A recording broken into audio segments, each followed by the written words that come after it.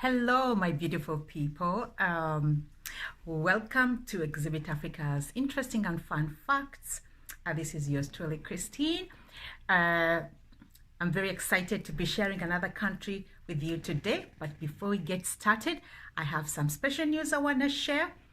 Exhibit Africa, that is the company name you're seeing right there, is making 11 years September 4th this year. So once again, we're going to be doing a virtual event due to the COVID outbreak since 2019. We've not been able to do any events physically, so we've been doing virtual events. So to celebrate our 11th anniversary, I'm going to be doing a live broadcast on Facebook and TikTok. And what we've been doing with our virtual broadcasts, I pick out one of my favorite artists, African legendary artists, most of the time, and I share their music. I share some of the favorite music that I like with you, and along with it, I do some dancing. So just want to let you know that on September the 4th, I'll be going live on TikTok and Facebook. So I'll keep you posted about the time. But if you want to join the celebration, as I share the music of one of Africa's legends, and the artist I have in mind is Shelif Keita. He's from West Africa. So I'll be talking more about the details of the artist and sharing some of their favorite music so you can get to know them a little bit better. So that's what we do. Exhibit Africa, we like to showcase and highlight some of the art, culture, and lifestyle on the continent. So I want to invite you to join me on Saturday. I'll keep you posted about the time. Okay? Now, that being said, let's move on to our fun facts. And today, the beautiful country we're going to be looking at is Kenya. So I hope you're ready. I hope you're comfortable. Let's roll. All right, so let's get some background information about Kenya. So the pronunciation is Kenya.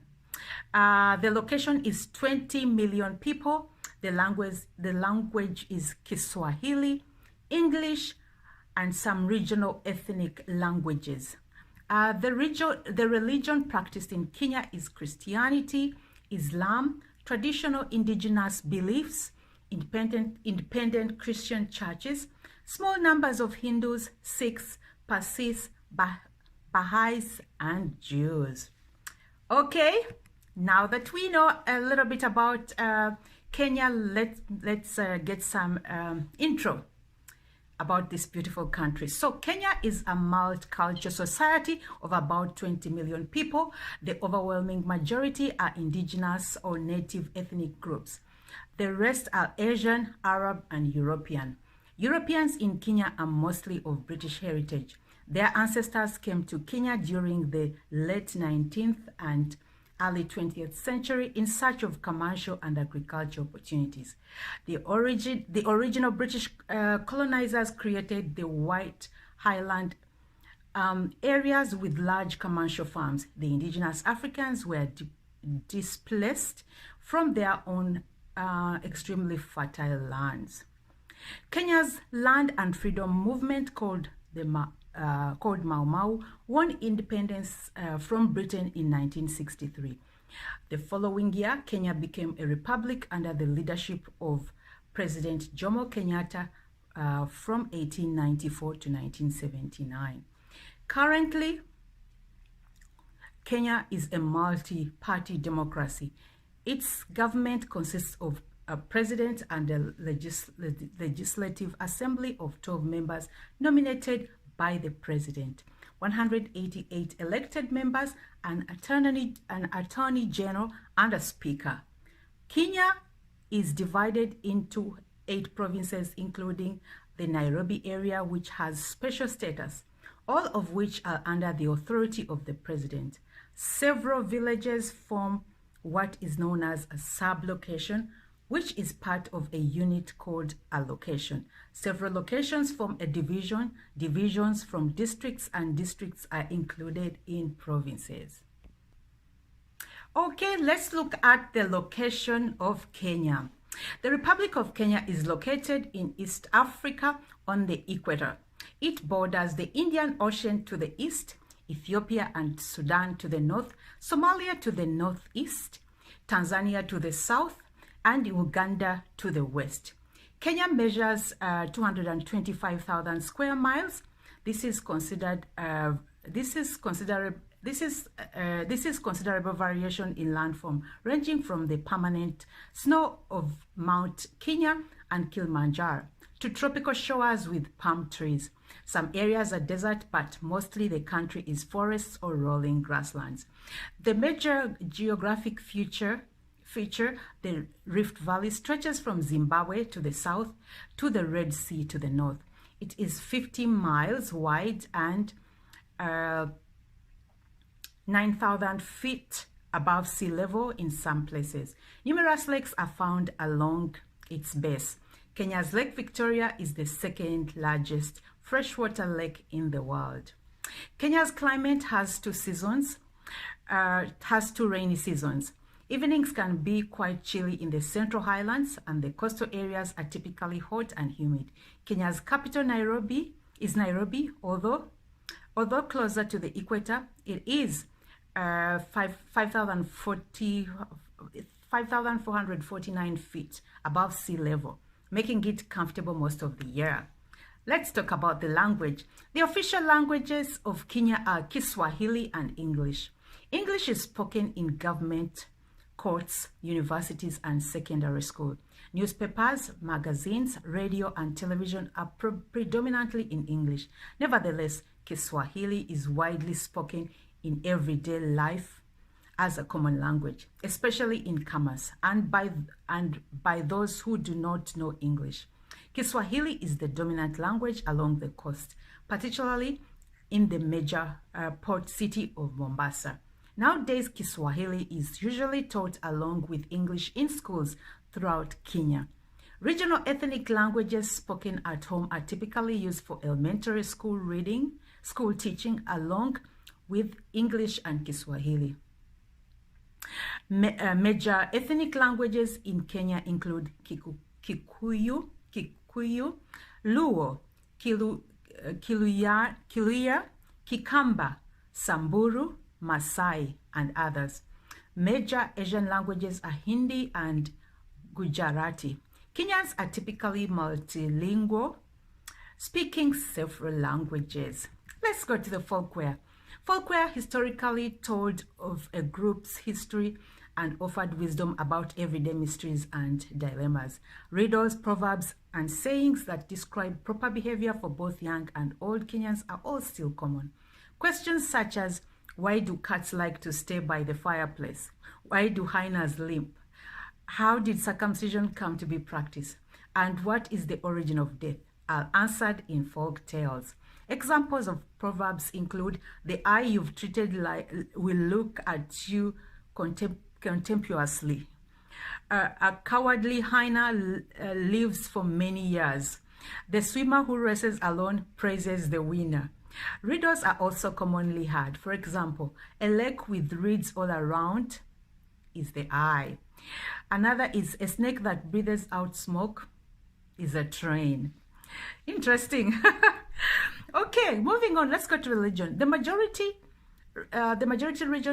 religion in Kenya is Christianity. About 37% are Protestant and 25% are Roman Catholic. About 4% are Kenyans are Muslim followers of Islam. The remainder practice traditional native beliefs. All are members of other Christian churches. Small numbers of Kenyans are Hindus, Sikhs, Parsis, Baha'is, and Jews.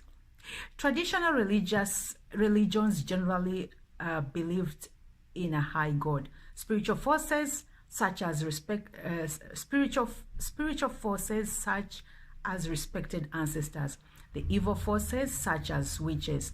The creator God was known by by different names, but was always thought to be kind and forgiving. For example, the Abaluya people believed that God Were created heaven first and then earth. He created humans so that the sun could have someone on whom to shine. Were created plants and animals for food, as food for humans. Interesting. Major holidays. Kenya celebrates religious holidays of Good Friday and Easter Monday in March or April.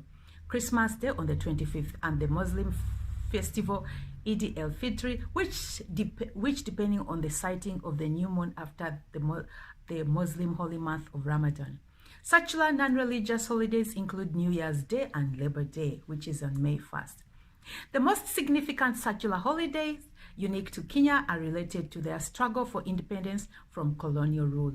Madaraka, which is celebrated on June 1st, celebrates internal self-governance Day. The Independence Day is celebrated on December the 12th. Kenyatta Day is celebrated on October the 20th and is celebrated annually in honor of Jomo Kenyatta, Kenya's first president and an important leader in Kenya's struggle for independence. During all holidays in Kenya, schools and businesses are closed. Many Kenyans who live in cities travel to rural areas to visit and celebrate with family members. Celebrations include eating, drinking, and dancing in homes, bars, and nightclubs. On such occasions, nyama choma or roasted meat is a common treat. Goat or beef is consumed. On secular holidays, the Kenyan military is on parade and politicians give speeches in public and on radio and television. Newspapers typically honor past and present political leaders. Nice. Let's look at the rites of passage. Most births take place in hospitals or small rural clinics under the care of the midwife. Infants are commonly breastfed and carried in a sling of a cloth. An older sibling often helps the mother to care for infants or toddlers. For this reason, a special bond prevails between a caretaker and her followers in the birth order. If no girl is available, a boy can also be a caretaker. Parents value the birth of boys and girls. Boys are valued because most groups in Kenya trace descent or the family line through males, patrilineal, who then inherit land. Girls are valued because upon marriage, future in-laws give gifts known as bride wealth to the girl's family. Although the women may not own land, bride wealth is still common and is a sign of prestige for highly educated women. Interesting. Okay. Many groups in Kenya mark adolescence and initiation rites such as male circumcision or female circumcision. Young men who undergo circumcision at the same time become part of a social group that lasts for a lifetime. There are, however, many societies in Kenya that do not circumcise, including the Luo, Kenya's second largest ethnic group. Most ethnic groups do not practice female circumcision, although it is found among the Gusii, Pokot, Gikuyu, and a few other societies. Unlike circumcision, this practice is very controversial and the subject of considerable national and international debate. Even when undertaken with modern medical precautions, it is often referred to by outsiders as female genital mutilation and is considered a human rights issue. Many folk explanations for this practice, such as the control of female sexuality or the enhancement of female solidarity, are discounted in modern Kenya. Land is a strong symbol of family bonds. Consequently, regardless of where a person lives in Kenya, there is a strong pull to return home whenever possible. A high priority is placed on being buried in one's homeland so that their body and soul can rest in peace. This is common in most African countries. Okay, Let's look at relationships. Ethnic groups each have elaborate greeting patterns. The simplest and most common Kiswahili greeting is jambo, meaning hello, to which a person replies likewise, jambo or hujambo, hamjambo. Bwana is said to a man, you have nothing the matter, sir. While a woman is addressed jambo mama. In addressing more than one person, the greeting would become hamjambo. The reply to this is si jambo or hatujambo if with others. These greetings are usually followed by additional exchanges depending on the social context, time of the day, weather, and so forth. Politicians frequently try to mobilize Kenyans for development projects by encouraging a national slogan meant to appeal to group bonds. The late President Kenyatta initiated Harambe, meaning let's pull together, as a national symbol. Individuals pulled together to raise money for construction of schools, hospitals, and other public works. Today, political leaders and their prominent people attend Harambe functions and donate large sums of money. Some Kenyans do not approve of this custom, although it is difficult to trace how widely it is practiced since Harambe requests are not made in public. Young people have many opportunities for social interaction, especially in cities. In rural areas, dating is supervised by family members. Funerals where several days of ceremonies end in feasting and dancing are popular occasions for courting. Secondly, schools and churches, both in towns and in the country, also sponsor social events where teenagers may interact. Dating in the city of Nairobi may involve outings to nightclubs, restaurants, movie theaters, mall, and drive-in theaters. Let's look at the living conditions. The majority of Kenyans live in rural areas where electricity and running water are often not available, and roads are not paved. Homes are constructed of wabble or woven sticks and mud with thatched roofs. Wealthier people generally live closer to towns and have access to electricity and running water. Their homes are usually constructed of stone and brick. A growing number of Kenyans, about 25%, live in cities. Nairobi is by far Kenya's largest city. Other cities include Naivasha, Nakuru, Mombasa, and Kisumu. A significant portion of Kenyans are middle class or richer and live in comfortable homes or even mansions in suburb areas. Nevertheless, Nairobi has many shanty towns where homes are little more than shacks built out of discarded items. Many who reside in these shanty towns are squatters with no ownership rights, so they can be forcibly evicted at a moment's notice. Health problems are generally severe in shanty towns. These include gastrointestinal problems and diarrhea, inflicting children, and respiratory infections, cholera, typhoid,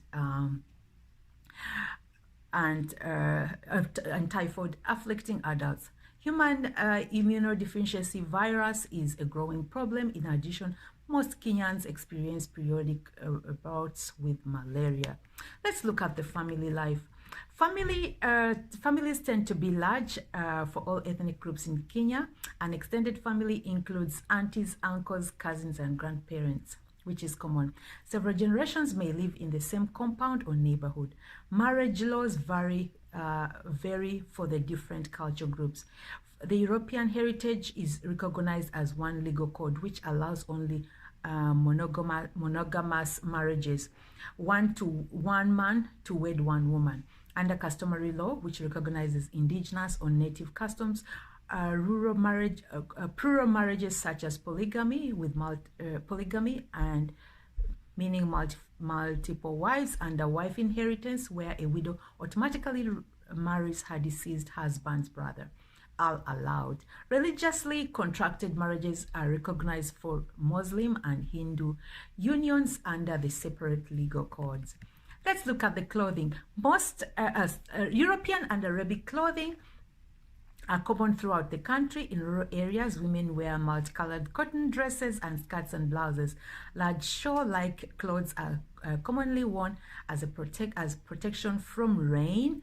sunshine and cold. Babies are carried in a sling at the back or on the side. Scarves are worn on the head. Flat shoes or bare feet are standard. Men generally wear Western style trousers and shirts with jackets and ties for special occasions. Styles of clothing in cities reflect social class differences. The most stylish and expensive clothes are available for those who can afford them. Long pieces of colorful cloth are often worn as skirts wrapped around shorter dresses or by themselves along with matching headpieces. Arabic influences are strong, especially along the coast where the fez, a type of hat, and turban are commonplace. Asian dress is the sari for women and white cotton shirts and pants for men. Secondary school children usually wear uniforms to school but dress similarly to American or European young people at school or at play. Nevertheless, ethnic and religious variations also exist. Let's look at the food. Indigenous African crops include sorghum, finger millet.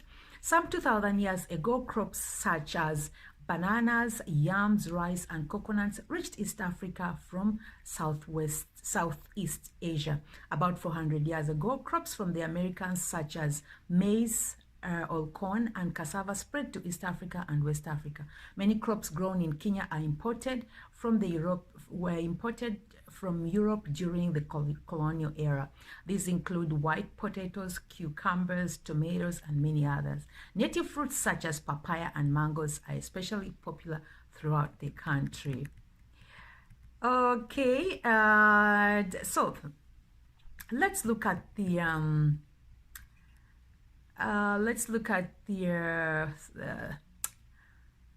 more about the food. Pastoralism or cattle herding has a long history in Kenya. Cattle provide milk, butter, and blood. Other livestock include poultry, sheep, and goats. Many societies in Kenya combine agriculture with raising livestock. Today, the major staple throughout Kenya is maize, which is an important cash crop as well. Maize is made into thick porridge called ugali and is eaten with meat stews or indigenous grains called sukuma wiki. Many Kenyans eat this combination on a daily basis. It takes much practice to cook a mixture of maize meal and boiling water to the right consistency without burning it. Sukuma wiki is a combination of chopped spinach or kale that is fried with onions, tomatoes, perhaps with green pepper, and any available leftover meat. This is seasoned with salt and pepper. A recipe of ugali follows. Most Kenyans enjoy eating a variety of international restaurants and fast food chains. Asian restaurants are very popular in rural areas. Children snack on roasted corn and sugarcane. Manufactured candy and bottled drinks such as orange, soda, and colas are very popular at birthday parties and other festival occasions. Bottled beer brewed in Kenya has largely replaced traditional beers made from millet or maize. However, coconut wine is popular on the coast. Modern eating utensils are common. Nevertheless, most Kenyans prefer eating their ugali with their hands. All right, let's look at the education.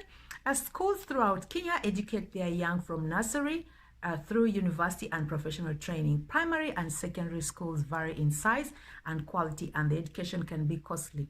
Both secular and religious schools operate on a daily or boarding basis. Harambee schools, which are maintained through an informal network of prominent political and civic leaders, often do have the same resources as those with international connections through church or the state. Scholarships are available on a competitive basis for both boys and girls. Competitive sports such as soccer, swimming, and track and field are very common. The literacy rate percentage in Kenya is about 69%. A system similar to the United States, 8 years of elementary school, 4 years of secondary school, and 4 years of university, recently replaced a British system of ordinary and advanced levels of secondary and advanced education following primary years. The American system includes more attention to practical subjects and local culture than did the British system, which included more European history and literature. Neat. Graduates of secondary school in Kenya do not go to university or Graduates of secondary schools in Kenya who do not go to university or teacher training colleges seek technical or secretarial schooling, training in computer technology, which is of growing importance. Post-secondary education includes a wide variety of vocational and technical schools and growing number of national universities and teacher training stations. Post-secondary education includes academic subjects, law school and medical school. There is such competition in Kenya for limited spaces in educational institutions. Consequently, many students go abroad to the United States, Europe, and Asia for their education. Let's look into the cultural heritage. Kenya's rich cultural heritage is a mixture of ethnic and traditional and cultural traditions. The Muslim traditions is embodied in archaeological and written sources from the coastal region. The historical monument of Gedi, located between Malindi and Mombasa, was founded in the late 13th century. Its tombs, monuments, and other remains indicate that an urban Muslim civilization combining native African practices with those of Arabia and India existed so many centuries at Gedi and elsewhere along the coast. The civilization produced music, dance, and literature. The European primary British heritage in Kenya is noticeable in Nairobi and some of its suburb areas such as Karen. The Norfolk Hotel in Nairobi opened in 1904 and was featured in the movie Out of Africa, an account of the life of Isaac Dinesin, who lived on a coffee estate in Kenya during the colonial period. Huxley's writings, including The Flame of Trees of Thika, give another account of Kenya's social life and customs from a European perspective. Kenya's greatest contemporary writers are world-renowned for their short stories and novels. Ngugi wa Thiong'o is the author of such books as Petals of Blood and Devil on the Cross. He writes in his traditional Gikuyu language rather than English, stressing the importance of communicating with members of his society in their own language, which the colonialists had suppressed. His novels criticize the social inequality in Kenya today. Grace Ogot, in his books such as The Other Woman, has developed the short story to a high standard. Music and dance competitions are frequently held in schools. They are heavily influenced by native styles. The National Theatre regularly hosts competitions among students who come from all over Kenya to display their skills in indigenous dance and song. Radio and television shows commonly feature programs of ethnic music and songs as a popular form of entertainment. Music from the United States is popular today, especially among the young ones. Let's look at the employment in Kenya. Kenya's industries include processed foods, textile, glass, and chemicals. However, agriculture is the mainstay of the economy, employing about 3/4 of the population and generating a significant amount of export earnings. Coffee and tea are the main exports. Both men and women work in coffee and tea estates. Women work as subsistence farmers, producing enough food to live on, but with little or no extra to sell. Typically, men clear the land and help in harvesting. Women also collect wood for charcoal and go to markets. Young people experience difficulty in finding jobs because Kenya has limited work outside of agriculture. Tourism is the principal source of foreign money and provides jobs for men and women in the hotels and game park industries. Men work as bus drivers, taxi drivers, and factory workers and play important roles in agriculture, primarily with cash crops are raised for export. In the urban shanty towns, small-scale commercial activities such as vegetable stores, food stores, carpentry, tailoring abound. Illegal activities such as brewing of beer, prostitution, and petty theft are common. This is common in urban areas. So it's no surprise. Let's go to sports. Kenyans in urban areas often become members of clubs where sports such as squash, swimming, tennis are played. Golf is available at some clubs and hotels. Cricket is another popular sport. Automobile races are common. Over the Easter weekend, the Marlboro Epsom Safari Rally attracts an international audience. And on many Sunday afternoons, horse racing is held with legalized gambling at the Ngog Road Race Course. Football or soccer is a national pastime. Teams of various ethnic groups compete against teams from industries, armed forces, and the police. Boxing is another popular spectacular sport. Schools sponsor competitive sports for boys and girls, including soccer and track and field. Let's go into recreation. Sports, theater, television, reading, and cultural activities such as dancing, music, and popular forms of entertainment and recreation. Modern movies, television, and radio cover global subjects and are popular among young people. Radio and television are regularly featured traditional folklore as well as programming. Let's look at the crafts and hobbies. Carvings, batiks, basketry, jewelry, ceramics, and other indigenous crafts are made largely for sale to tourists. Local cooperatives manufacture baskets, women's purses, and mats for sale. Well, let's look at some of the social issues that are faced by Kenya. Wildlife management and conservation are major concerns of the Kenyan government and tourist industry. As a result, commercial artifacts made from wild animals that are endangered or are living on game reserves has been banned. Tourists are now limited to photographic rather than hunting safaris. In spite of these limitations, poaching or illegal hunting continues to be a problem. Some conservatives have expressed concerns that the elephant population has grown too large in certain regions where farmers have been killed by elephants rummaging. Farmers have been killed by elephants rummaging for foods in their gardens. Finding a balance between human and animal needs continues to be a challenge. Street children can be seen in cities and large towns of Kenya. These children come from poor, often families in rural areas. They earn money on the street. They earn money by baking, collecting waste products, or sell to wholesalers who resell them to recyclers. Street girls often earn money through prostitution or begging. Glue sniffing is a widespread addiction among the young street children. Due to the large volume of tourists and the relatively poor quality of Kenya's highways, death by motor vehicle accident has often become a major problem in the country. Crashes with wild and domesticated animals are common in rural areas. From its independence until the early 90s, Kenya had a one-party democratic system. It is now experiencing a transition to multi-party democracy, but members of the opposition parties believe that their political rights are not respected. Members of the ruling party, however, claim that multi-party democracy promotes tribalism. Young people commonly complain that all political parties are led primarily by very old men, leaving little visible leadership by young adults or by women.